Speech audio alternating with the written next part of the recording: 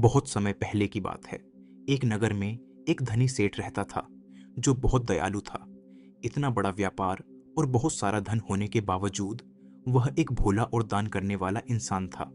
वह हर किसी की मदद करता था। उसके मन में लोगों के प्रति प्यार और दया की भावना यह थी। वह किसी का भी दुख नहीं देख पाता था। उसके इतने दयालु और भोलेपन की वजह से उसके आसपास के लोग उसकी इसी बात को उसकी कमजोरी समझकर उसका फायदा उठाते थे। कुछ लोग उस सेठ के सामने झूठ मूठ का रोना रोकर उससे पैसे उधार ले जाते थे। सेठ अमीर तो था ही और ऊपर से दयालु भी। जब वह सेठ उन लोगों की दुखी हालत देखता और उनकी परेशानियां सुनता तो उसका मन भर आता। और जब वह लोग उससे कहते हैं कि मुझे तो धन उधार चाहिए या तुम मेरी मदद करोगे, मैं तुम्हारा यह एहसान कभी नहीं भूलूंगा, तो वह मना नहीं कर पाता। वह सोचकर धन दे देता कि अभी इसका बुरा वक्त चल रहा है, इसको मेरी मदद की जरूरत है बाद में यह पैसे लौटा देगा। धीरे धीरे वक्त गुजरता गया। लोग उस सेठ के आगे बिना बात का रोना रोते और उसका धन ले जाते और कभी वापस नहीं करते। सेठ भी कभी धन वापस नहीं मांगता था। उसको लगता था कि जब इसका बुरा वक्त गुजर जाएगा तो धन वापस कर देगा। लेकिन कहते हैं ना कि हर सुबह के बाद रात होती है, हर सुख के बाद दुख आता है और दुख के बाद सुख आता है। ठीक उसी तरह उस सेठ के साथ भी हुआ। कुछ सालों बाद उसे पास धन कम होने की वजह से उसके व्यापार में माल भरने के पैसे कम होने लगे और इसके वजह से उसके दुकान पर अब ग्राहक भी कम होने लगे, क्योंकि जो सामान उन ग्राहकों को चाहिए था वह सामान उस व्यापारी के पास खत्म होने लगा था और उस सामान को लाने के लिए अब उसके पास इतना धन भी नहीं था। धीरे धीरे सेठ का धन समाप्त हो गया। एक समय था जब वह सेठ अपने नगर के अमीर लोगों में आता था, पर आज उसके पास पैसे नहीं थे। ऊपर से ढेर सारा कर्ज उसे बाजार से लेना पड़ा। उसे समझ नहीं आ रहा था कि वह क्या करे। उसने महात्मा बुद्ध के बड़े चर्चे सुन रखे थे। उसे यह पता था कि उसके बहुत मित्रों ने उनके पास जाकर अपने जीवन के लिए सही मार्गदर्शन लिए हैं और वह जो ज्ञान देते हैं वह काफी जिंदगियां सुधार चुका है। उसने निश्चय किया कि अब तथागत गौतम बुद्ध ही उनकी समस्या का हल बताएंगे। यही सोचकर वह अगले दिन गौतम बुद्ध से मिलने निकल पड़ता है। वहां जाकर बुद्ध को प्रणाम करते हैं। फिर सेठ गौतम बुद्ध से कहता है, मुझे मेरी समस्या का निवारण चाहिए। बुद्ध कहते हैं, पूछो क्या पूछना है। फिर वह उन्हें सारी बातें बताता है कि कैसे वह लोगों की मदद करके अमीर से गरीब हो गया, कैसे उसने बस लोगों की बुरी हालत देखकर अपने व्यापार के पैसे उन्हें मदद करने के लिए दे दिए और आज वह खुद जरूरतमंद हो गया है। गौतम बुद्ध उसकी सारी बातें ध्यान से सुनते हैं और कहते हैं कि तुम बहुत ही ज्यादा सीधे और दयालु हो। जरूरत से ज्यादा सीधा होना भी हमारे लिए मुसीबत पैदा कर सकता है। आगे बुद्ध कहते हैं, तुम लोगों की मदद इसलिए करते थे ताकि वह मुसीबत से बाहर निकल सके, लेकिन लोगों ने इसका फायदा उठाया और तुम्हें ठगने का काम करते रहे। मैं उस सेठ ने कहा, आप बिल्कुल सही कह रहे हैं बुद्ध, मेरे दुखों का कारण मेरा ज्यादा सीधा होना, सरल होना और दयावान होना ही लग रहा है। लेकिन मैं अब क्या करूं? मुझे रास्ता बताइए। क्या मैं बुरा बन जाऊं, दया निकालकर फेंक दूं, निर्दय हो जाऊं? क्या अच्छाई करने की कोई कीमत नहीं? इस दुनिया में क्या मदद करने से या किसी का भला करने से बस यही परिणाम मिलता है? बुद्ध कहते हैं, नहीं, तुम्हें यह सब नहीं करना है। कई बार तुमने देखा होगा कि जो व्यक्ति ज्यादा अच्छा होता है उसे उतना ही ज्यादा दुख मिलता है। इसका सीधा कारण है कि वह अपने अधिकारों को सामने वाले की इच्छाओं से कम दर्जा देता है और फिर उसे जब भी आपसी अनबन होती है तो उसे अधिक तकलीफ होती है। लेकिन उसी के विपरीत हमें हमेशा यह भी नहीं सोचना चाहिए कि हमारा अच्छा ई और भला करना बेकार है या यह बस हमारी कमजोरी है। हमें इसे हाथ कभी नहीं छोड़ना चाहिए। हमें बस यह सीखना है कि कभी कभी हमें भी अपनी बात रखने का अधिकार है और हमें अपने अधिकारों की रक्षा करनी चाहिए। इसलिए हमें अच्छे इंसान बने रहने के साथ साथ अपने अधिकारों की रक्षा करना भी सीखना होगा।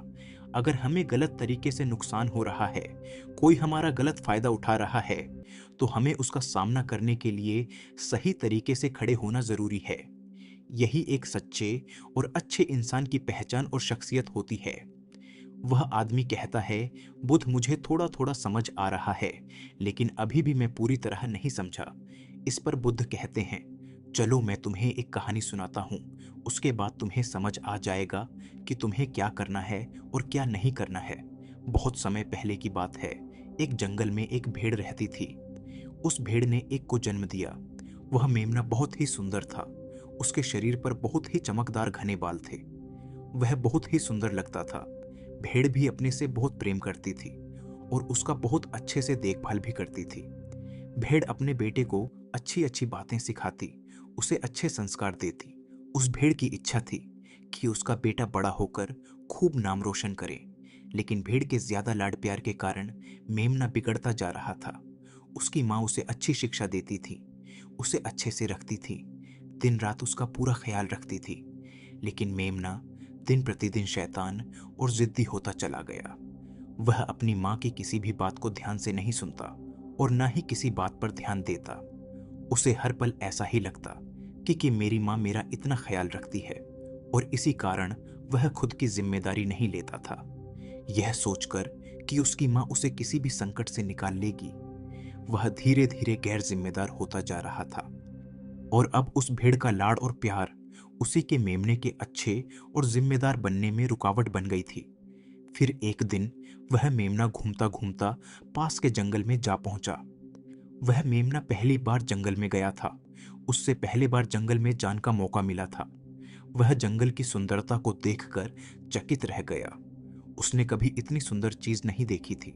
इतनी सुंदर पौधे, रंग बिरंगे फूलों को देखकर बहुत ही प्रशंसा हुई। उसे यह सब देखकर बहुत अच्छा लगा। फिर उसने झांकियों के कुछ पत्तियां खाई।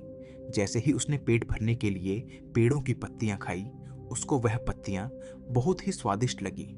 अब तो वह मेमना रोज जंगल में जाने लगा और वहां जाकर पेड़ पौधों को नुकसान पहुंचा रहा था। उसने उनकी पत्तियां तोड़ी, उनके फूलों को नोचा, फूलों को खाया और कुछ को तोड़कर जमीन पर डाल दिया। उसमें मेमने को इस बात की बिल्कुल भी परवाह नहीं थी कि वह क्या कर रहा है। उसको इस बात का पता ही नहीं था कि जंगल में कोई खतरा भी है। वह तो मस्त मौला होकर जंगल में उछल कूद कर रहा था और पौधों को खूब से नुकसान पहुंचा रहा था। लेकिन जब उस मेमने की माँ को, यानी उस भेड़ को, इस बारे में पता चला कि मेमना हर रोज जंगल जाता है, तो वह घबरा गई और मेमने को अपने पास बुलाकर समझाने लगी कि तुम जंगल में मत जाओ, वहां पर बहुत सारे को जानवर है, तुम्हारे ऊपर हमला कर देंगे, तुम्हें खा जाएंगे। लेकिन माँ की बात का उस पर कोई असर नहीं हुआ, बल्कि वह मेमना अपने माता से कहने लगा कि माँ, जो भी मेरे सामने आएगा वह मुझसे जमकर मार खाएगा, फिर वह बहुत पछताएगा। इसके बाद मेमना फिर से जंगल की तरफ भाग गया। उसे अपनी माता की कही बातें झूठी लगने लगी। हर रोज की तरह उस दिन भी वह उछल कूद करने लगा और पेड़ पौधों की पत्तियां तोड़ने लगा। कभी कभी फूलों को तोड़ता, कभी पेड़ों को खूब नुकसान पहुंचाता। लेकिन उस दिन उस जंगल में एक शेर पहुंचा। वह शेर बहुत ही ताकतवर था, लेकिन ताकतवर होने के साथ वह दयालु भी था।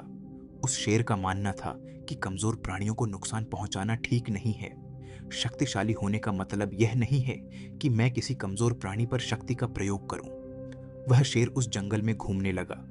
घूमते घूमते है वहां पर पहुंचा जहां पर वह न समझ मेमना शैतानी कर रहा था। शेर ने उस मेमने को देखकर आश्चर्य में पड़ गया। शेर ने सोचा कि इस मेमने को किसी खूंखार जानवर का डर क्यों नहीं है। यह कैसे पेड़ पौधों की पत्तियां बिना काम के ही नोच रहा है। यह इनको खत्म कर रहा है और उन पत्तियों को खा कम बल्कि बिगाड़ ज्यादा रहा है। उसके बाद वह शेर कुछ देर तक चुपचाप खड़ा होकर उसको देखा रहा और शेर सोचता है कि मेमना कुछ ही देर में मुझे देखकर यहां से भाग जाए और उसके डर के भाग जाने से मुझे बल का प्रयोग नहीं करना पड़ेगा। लेकिन ऐसा नहीं हुआ। शेर बहुत देर तक खड़ा रहा और वहीं इंतजार करने लगा कि मेमना यहां से कब जाएगा।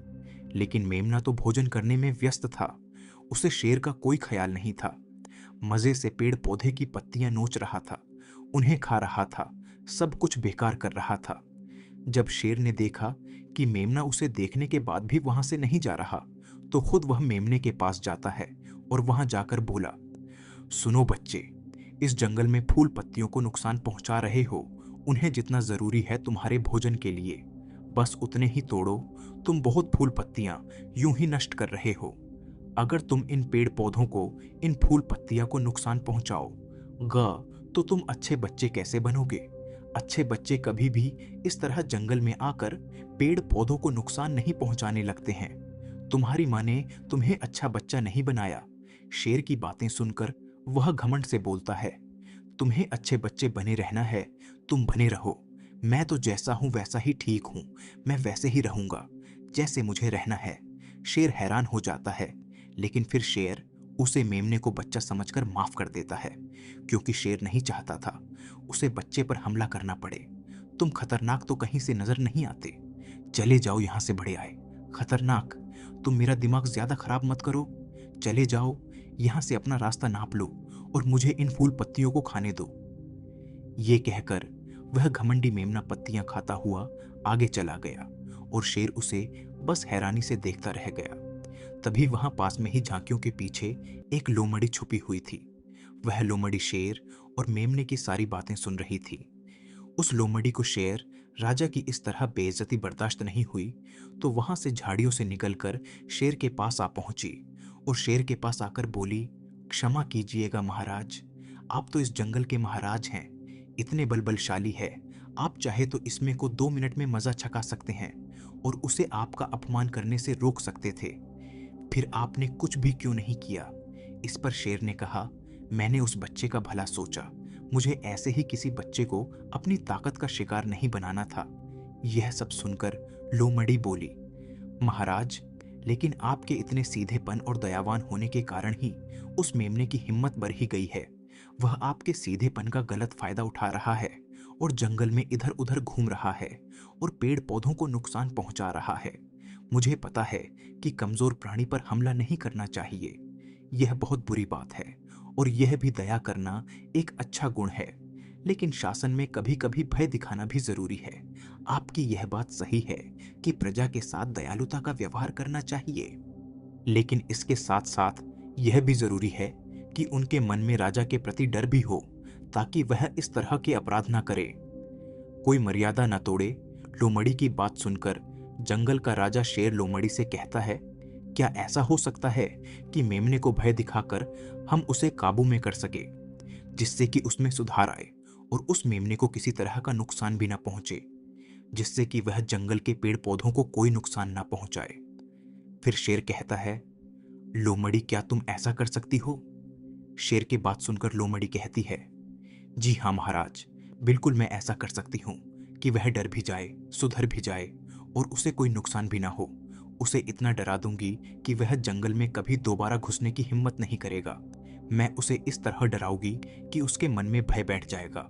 फिर वह जंगल के पेड़ पौधों को भी नुकसान नहीं पहुंचाएगा और साथ ही साथ मैं उसको कोई भी नुकसान नहीं पहुंचने दूंगी। फिर लोमड़ी कहती है कि उसकी माँ तो उसे कभी सुधार नहीं पाई, लेकिन मैं उसे जरूर सुधार दूंगी।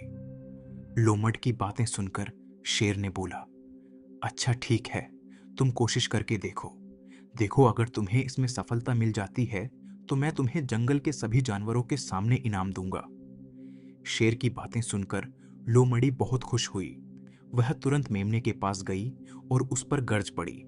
इससे पहले कि वह मेमना वहां से भाग पाता, उससे पहले ही लोमड़ी ने मेमने को जमीन पर पटक दिया और उसे अपने मजबूत पंजों से दबोच लिया। मेमने को दबोच के बाद लोमड़ी मेमने से बोली कि बोल, तुझे मार दिया जाए या छोड़ दिया जाए। तुमने इस जंगल के पेड़ पौधे, यहाँ के फूल और कमजोर प्राणियों के साथ भी तो यही किया है। मेरे ख्याल में मार ही देना चाहिए। लोमड़ी की बातें सुनकर मेमना डर के मारे थर थर कांपने लगा। फिर वह लोमड़ी से बोलने लगा, मुझे माफ कर दो, मुझे छोड़ दो, मुझे यहाँ से जाने दो। मैं कभी भी जंगल की तरफ नहीं आऊंगा, न ही कभी पेड़ पौधों को कोई नुकसान पहुंचा दूंगा, और अब मैं कभी कोई गलती नहीं करूंगा। तब लोमड़ी ने मेमने की पकड़ ढीली की। जैसे ही मेमने की पकड़ ढीली हुई, वह जोर जोर से भागने लगा। वह गिरता उठाता भागता हुआ अपनी माँ के पास जा पहुंचा। उधर लोमड़ी शेर के पास गई और सर झुकाकर बोली, देखा महाराज, ताकत के साथ दिमाग का प्रयोग करना भी बहुत जरूरी होता है। तभी लोग हमारा सम्मान करते हैं, तभी हमारी अच्छाई का गलत फायदा नहीं उठाया जाएगा। लोमड़ी की बात सुनकर शेर लोमड़ी की योग्यता से प्रभावित हुआ। उसने लोमड़ी को सारे जानवरों के सामने इनाम दिया। उधर वह मेमना घबराए हुए अपनी माँ के पास पहुंचा और अपनी माँ से आकर लिपट गया और माँ से क्षमा मांगने लगा। माँ, मुझे क्षमा कर दो। मैंने आपकी बात कभी नहीं मानी। आप मुझे हमेशा सही कहती थीं कि जंगल में बहुत खतरनाक जानवर रहते हैं। आज के बाद मैं कभी भी उसे जंगल में नहीं जाऊंगा। फिर बुद्ध उस व्यापारी को कहते हैं, देखा बेटा, इतने अच्छे मत बनो कि लोग तुम्हें खा जाएं, और ना ही इतने कड़वे बनो कि लोग तुम्हें खाएं ही नहीं। जरूरत से ज्यादा अच्छा बनना इंसान को दोहक देगा। लोग उसका सम्मान नहीं करेंगे, बल्कि उसे पागल समझेंगे। गौतम बुद्ध सेठ से कहते हैं, अगर शेर भी अच्छा बनने का दिखावा करेगा या फिर अच्छा बनकर रहेगा, तो लोग उससे डरने की बजाय उसे पागल समझेंगे। सेठ को समझते हुए बुद्ध बोले, अगर हम ज्यादा अच्छे बनकर पेश आते हैं तो लोग हमारी अच्छाई का फायदा उठाने लगता है। तुम लोगों के लिए भले उनकी मदद करते, वही लोग भोले बनकर तुम्हें ठगने की कोशिश करेंगे। तुम्हें लोगों की मदद करना छोड़ना नहीं, बल्कि समस्या सुनकर उसे धन देने की बजाय उन्हें समाधान देने की कोशिश करो। अगर धन की आवश्यकता पड़े तो थोड़ा बहुत धन दे सकते हो, लेकिन हर समस्या का समाधान धन से करने की वजह निवारण से करो। इससे वही लोग तुम्हारे पास समस्या लेकर आएंगे जिनको हकीकत में दिक्कत है। पैसे ठगने वालों से तुम्हें मुक्ति मिल जाएगी। सेठ बुद्ध को प्रणाम करता है और धन्यवाद कहकर वहां से चला जाता है। फिर वह वैसा ही करता है जैसा बुद्ध बताते हैं, और कुछ ही सालों में वह पहले जैसा धनवान बन जाता है। तो दोस्तों, आपने आज के इस वीडियो से क्या सीखा, वह मुझे आप कमेंट में बता सकते हैं।